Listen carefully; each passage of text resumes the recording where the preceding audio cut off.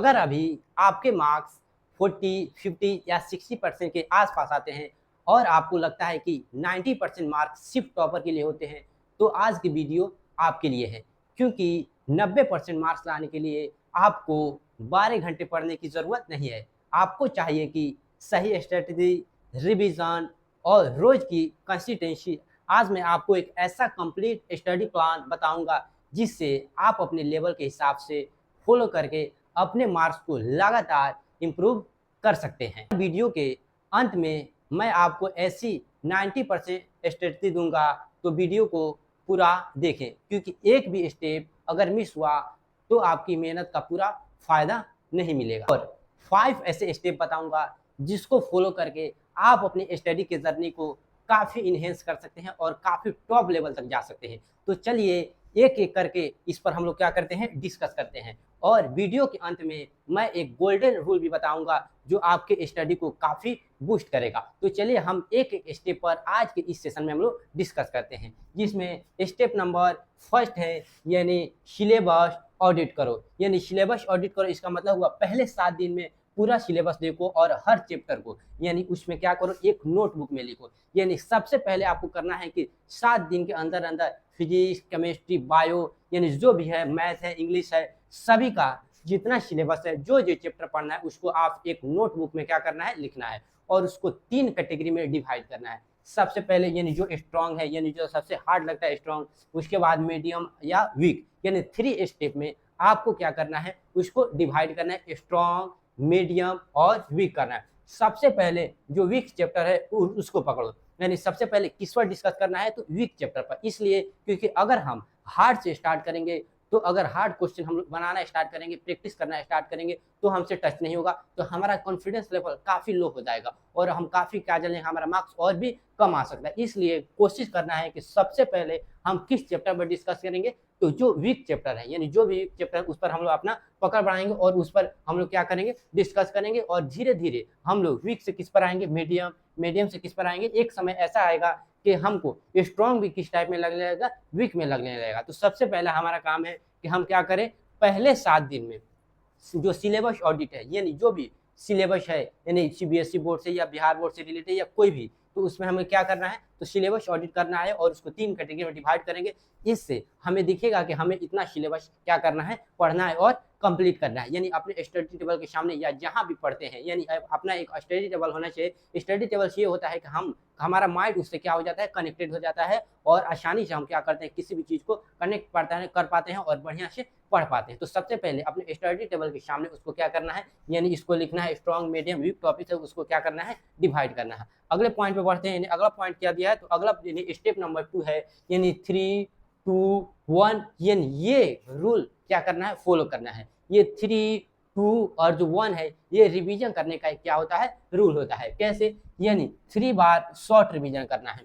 यानी कोई भी क्वेश्चन है उसको शॉर्ट टाइप में कितनी बार रिवीजन करना है, 3 बार। यानी कोई क्वेश्चन हो गया, कोई मैथ हो गया, कोई फॉर्मूला हो गया, कोई कॉन्सेप्ट हो गया, तो उसको शॉर्ट टाइप में कितनी बार रिवीजन करना है, तो 3 बार। और यानी 2 बार इंपॉर्टेंट क्वेश्चन, यानी जो क्वेश्चन बार बार एग्जाम में रिपीट करता है, बार बार आने की पॉसिबिलिटी रहती है, संभावना रहती है, उसको क्या करना है, 2 बार रिवीजन करना है। एक बार सेल्फ यानी टेस्ट देना है, यानी बिना देखे एक बार सेल्फ टेस्ट दो। यानी बोर्ड के लेवल से, यानी बोर्ड में जिस प्रकार का 20 ऑब्जेक्टिव या 50 या 60 ऑब्जेक्टिव या 100 ऑब्जेक्टिव आता है, तो सबसे पहले हम ऑब्जेक्टिव वाला टेस्ट देंगे, उसके बाद सब्जेक्टिव वाला टेस्ट देंगे और लास्ट में हम बोर्ड लेवल के साथ यानी मिक्स क्या करेंगे, यानी मिक्स टाइप का हम लोग क्या करेंगे, टेस्ट देंगे। यानी सबसे पहले 3 बार शॉर्ट रिवीजन, छोटे छोटे नोट्स बनाकर 3 बार पढ़ो। यानी कोई भी क्वेश्चन हो गया तो उसके छोटे छोटे शॉर्ट नोट्स टाइप क्या करना है, बनाकर कितना बार रिवीजन करना है, तो 3 बार। और स्टेप नंबर 2 है, यानी इंपॉर्टेंट क्वेश्चन को 2-2 बार हल करो। कोई भी मैथ का इंपॉर्टेंट क्वेश्चन हो गया, साइंस का हो गया, न्यूमेरिकल हो गया, ये कोई भी चीज़ हो गया, उसको शॉर्ट नोट्स बना के कितनी बार रिवीजन करना है,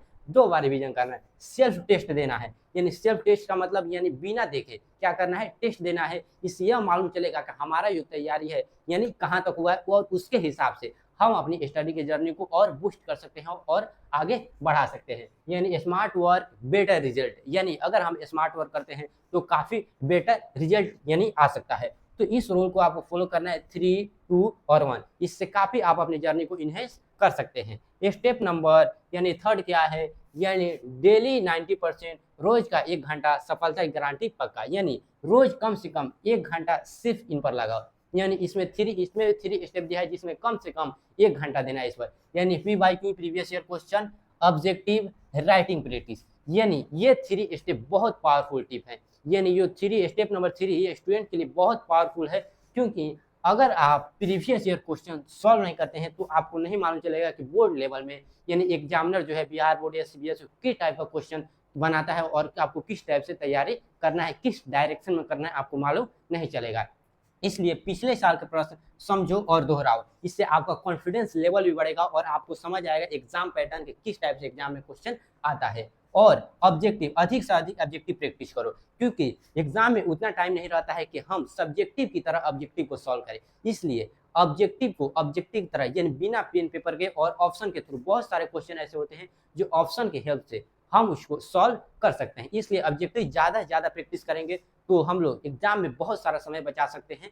और क्या करना है, राइटिंग प्रैक्टिस, यानी बहुत सारे स्टूडेंट ऐसे होते हैं जब एग्जाम से बाहर निकलते हैं तो कहते हैं कि टाइम मैनेजमेंट नहीं हो पाया। इसलिए आपको एग्जाम से पहले सबसे पहले क्या करना है, तो राइटिंग प्रैक्टिस करना है। यानी टाइम के हिसाब से आपको प्रैक्टिस करना है और देखना है कि जैसे अगर आपके एग्जाम में यानी एग्जाम हॉल में 3 आवर्स का टाइम मिलता है तो आपको घर पे भी इन्हें प्रैक्टिस करना है 3 आवर्स और देखना है कि मेरा कितना टाइम बच रहा है या मैं कितना टाइम से आउट जा रहा हूँ, यानी कितना ज़्यादा टाइम लगेगा। उस हिसाब से आप अपने स्पीड को मेंटेन कर सकते हैं और इससे टाइम मैनेजमेंट भी हो जाएगा। नहीं तो बहुत सारे स्टूडेंट का प्रॉब्लम यही होता है, उन्हें क्वेश्चन आता है फिर भी टाइम मैनेजमेंट की वजह से वो क्या करते हैं, अपना क्वेश्चन छोड़ देते हैं। तो ये करना है, PYQ सॉल्व करना है, ऑब्जेक्टिव क्वेश्चन, राइटिंग प्रैक्टिस, ये सभी करना है अधिक से अधिक। लेखन अभ्यास से अपने आंसर को बेहतर बनता है, यानी किस प्रकार लिखना है, किस टाइप से लिखना है, और एग्जाम प्रेशर में इससे जो प्रेशर होगा यानी एग्जाम हॉल में जो इससे प्रेशर भी कम होगा। अगला क्वेश्चन, अगला क्या दिया है, गलती की कॉपी बनाओ। यानी बहुत सारे स्टूडेंट काफ़ी मिस्टेक करते हैं तो उसका एक अलग कॉपी बनाना है। जैसे अगर हम यानी कोई चीज़, अगर कोई डिफिनेशन हो गया, कोई फार्मूला हो गया, कोई कॉन्सेप्ट हो गया,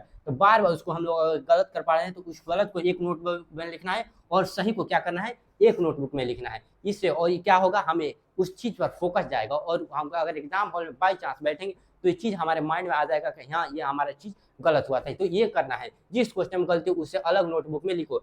हर रविवार सिर्फ मिस्टेक कॉपी को रिवीजन करो, यानी जो मिस्टेक कॉपी आप बना रहे हैं, जो गलत की कॉपी आप बना रहे हैं, यानी जिसमें आपने गलत जो भी डिफिनेशन लिखा है, जो भी कॉन्सेप्ट गलत लिखा है, उसको यानी सही करेक्ट नोटबुक से हम क्या करेंगे, यानी हर रविवार हर संडे को उसको क्या करेंगे, रिवीजन करेंगे। इससे भी हमारा जो स्टडी जर्नी है काफ़ी बूस्ट होगा। अगले स्टेप पे बढ़ते हैं।